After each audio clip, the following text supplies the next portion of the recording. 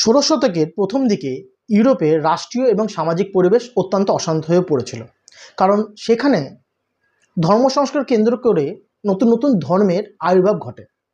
আর এদের মধ্যে বেশ কিছু ধর্মমতগুলো ছিল র্যাডিক্যাল বা চরমপন্থী। এই চরমপন্থী ধর্মীয় সম্প্রদায়ের মধ্যে অন্যতম ছিল অ্যানাব্যাপ্টিস্ট। এই অ্যানাব্যাপ্টিস্টরা মনে করত চার্চ হচ্ছে একটি বিশ্বাসযোগ্য প্রতিষ্ঠান, আর প্রথম দিকে চার্চে যে সমস্ত নিয়ম নীতি ছিল তার মধ্যেই খ্রিস্টের মূল আদর্শ নিহিত ছিল। অ্যানাব্যাপ্টিস্ট আন্দোলনের প্রধান প্রবক্তা ছিল কার্ল স্টাড। পেশায় তিনি একজন অধ্যাপক ছিলেন। পরবর্তীকালে এর সাথে যুক্ত হন ডেভিড জোরিস এবং জ্যাকব হুটার। প্রমুখ নেতারা এই আন্দোলনকে আরও বিস্তার লাভ করতে সাহায্য করেছিল। নেদারল্যান্ডসে এদের প্রভাব সবথেকে কিন্তু বেশি দেখা দিয়েছিল। এই আন্দোলনের নেতা ছিল ডেভিড জোরিস। তার লেখা বই ছিল বুকস অফ ওয়ান্ডার।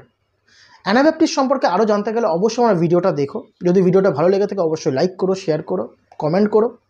দেখা হচ্ছে নতুন একটা ভিডিও নিয়ে। ভালো থেকো, ধন্যবাদ।